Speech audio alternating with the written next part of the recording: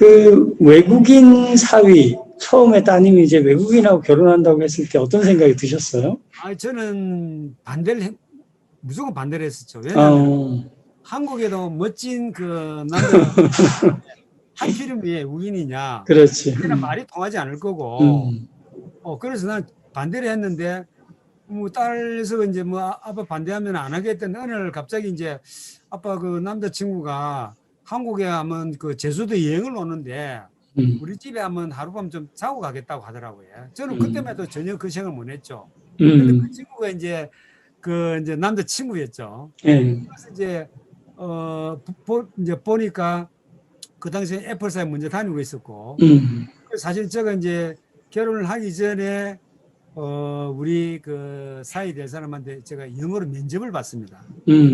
마치 우리 아들이 영어 선생이었거든요. 그래서 제가 이제 면접을 이제 한글로 해가지고 우리 아들이 번역을 해가지고 제가 사이한테 이제 영어로 해가지고 면접을 보고 예, 제가 뭐 또 덴마크 출신이기 때문에 너무 외국적인 사람이 안성 있고 약간의 동양적인 스타일도 되고 네, 당하게 또 이렇게 애가 또 착하고 네, 또 마침 직장도 뭐 애플 사면은 뭐 세계 글로벌 기업이기 때문에 예, 뭐 좋고 해서 그래서 제가 이제 사실은 허락을 했는데 지금도 이제 스페인에 있으면은 사이 얼굴은 잘 모릅니다. 왜냐면은 우선에 뭐 대화가 안 되니까 따라오고만 하고 이제 마지막 이제 멘트로 사이한테 안부 전해달라 그 소리만 하고 전화를 했어요.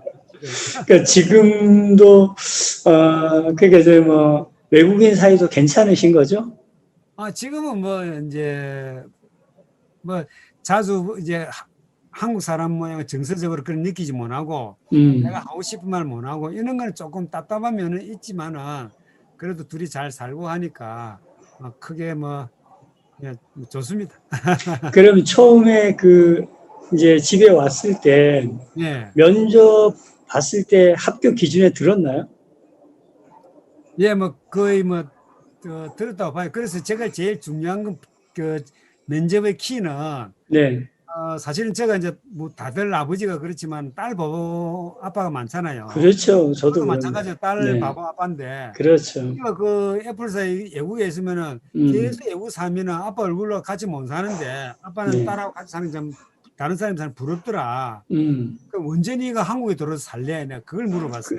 네, 그러니까 그 당시만 하더라도 7년 있다가 들어오겠다 하더라고요.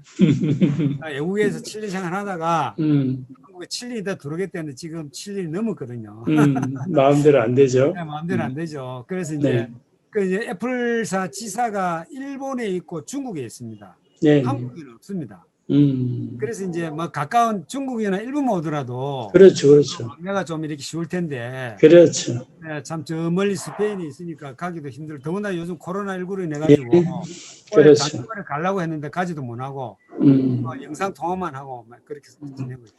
많이 보고 싶겠습니다. 네, 그렇습니다. 많이 보겠습니다. 혹시 주변에 이제 보면 우리가 이런 이야기 많이 하잖아요. 퇴직하고 나서 없는 살림에 자식들 결혼한다고 결혼 비용 다 지원해주고 힘들게 사는 이 자녀 리스크가 많다 이런 이야기를 하는데 혹시 주변에 그런 사람들도 있나요? 자녀 사실은 뭐 60대에 뭐 5대 리스크 중 하나가 자녀 결혼 자금의 하나인데 네, 서울에는 모르겠습니다만 서울에는 네. 뭐 아무래도 주택이나 이렇게 임차 보증금 너무 비싸죠.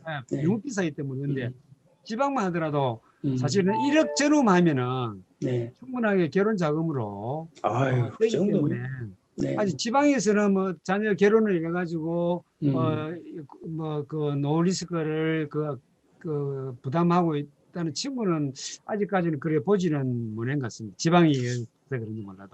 그런 건 제가 우리 선생님 이야기 들으니까 지방이 좋은 것 같습니다. 예. 서울에서는 전세금을 지원해 준다는 것도 어렵습니다. 그럴 겁니다. 전세가 뭐 5억 이상 가기 때문에 전세금을 지원해 준다는 것도 어려운데 이럴 때는 또 지방 사는 게 좋은 것 같고요. 다만 이제 그 네. 자녀들이 서울에 이제 결혼을 해서 사는 직장이 있기 때문에 네네. 서울에 이제 그 자녀를 둔 친구들이 간혹 있는데 네. 그 친구들 이야기 들어보면 뭐 아까 우리 선생님 말씀대로 보증금을 3억, 2억, 3억 이렇게 맞습니다.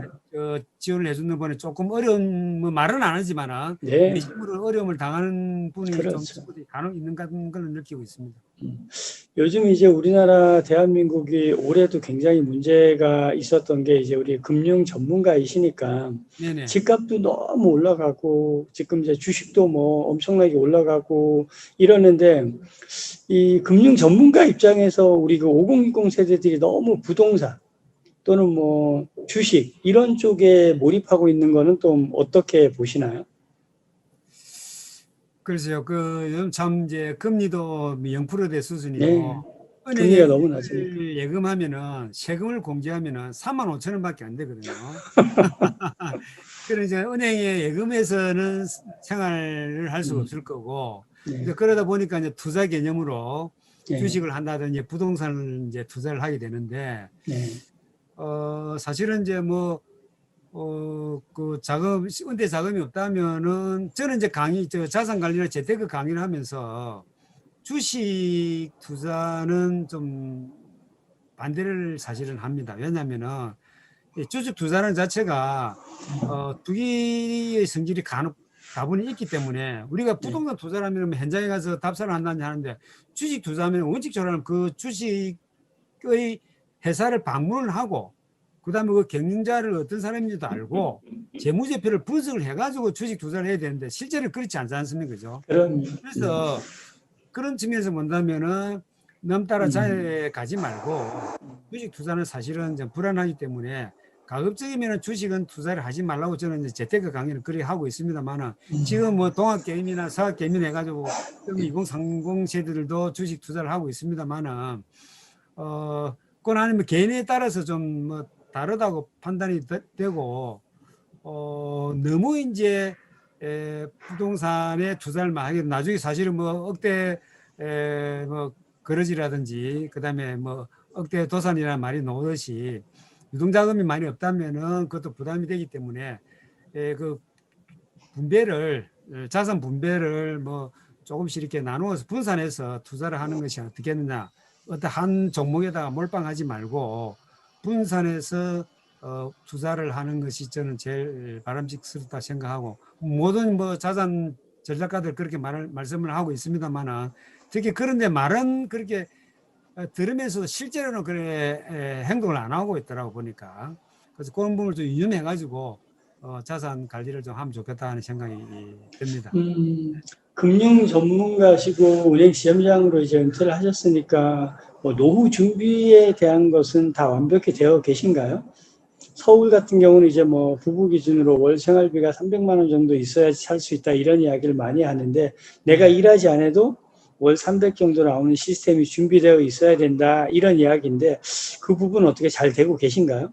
네, 완벽하게는 사실은 안 되고 있습니다. 그래서 저도 네, 이제 제가 아직까지 활동을 하고 있기 때문에 네, 적어도 한 300 정도는 매월 평균 수입이 있어야 되겠다. 네, 그래서 네, 아까 말씀 국민연금하고 네, 그다음에 이제 좀 이제 월세 수익 부동산에 대한 네, 월세하고 그다음에 이제 개인연금 네, 하고 네. 그 전체적으로 며칠 전에 저희 집사람하고 이제 그 수입을 계산을 해보니까 한 200만 원 정도 전후 되더라고요. 제 수입은 빼고 네. 이제 200만 원 가지고 이제 저희 집사람하고 이제 살림살이에 드는 비용이 충당이 된다고 한다면은 저는 저대로 또 나름대로 경제 생활을 해야만이 이제 원금을 이제 더 많아서 되지 않고 유지가 되면서 그렇게 이제 생활을 가능하겠더라고요. 그래서 저는 이제 또 기업체에 그 이제 경영 자문을 하는 회사가 한 군데 있습니다. 그래서 거기에 이제 일정 매월 금액이 좀 나오고 그다음에 이제 아까 말씀 멘토링이라든지 하면은 평균 한 100만 원 정도는 수입이 막 보상될 것 같더라고요. 그러면 제 수입이 되고 그래 된다면은 이제 크게 생활에 부족함이 없는 것 같는데 만약에 부족하다면은 제가 최후에 이제 주택연금을 아, 좋습니다. 그걸 좀 생각을 하고 있습니다. 지금 제가 맞습니다. 여기 살고 있는지 이제 주거용 오피스텔이라고 해도 아파트인데 거기 이제 제가 한 70에 받으면은 한 90만 원 정도가 나오거든요. 그렇죠. 네, 네, 그래서 만약에 이제 최후 수단으로 네. 주택연금으로 해서 네. 그렇게 은퇴 자금을 준비를 할까 그렇게 생각을 하고 있습니다. 뭐 역시 그 금융권 출신답게 준비를 잘하고 계시네요. 자, 이제 마지막으로 우리 5060 은퇴학교 시청자 여러분들에게 해주고 싶은 이야기 한마디 해주시죠. 네네.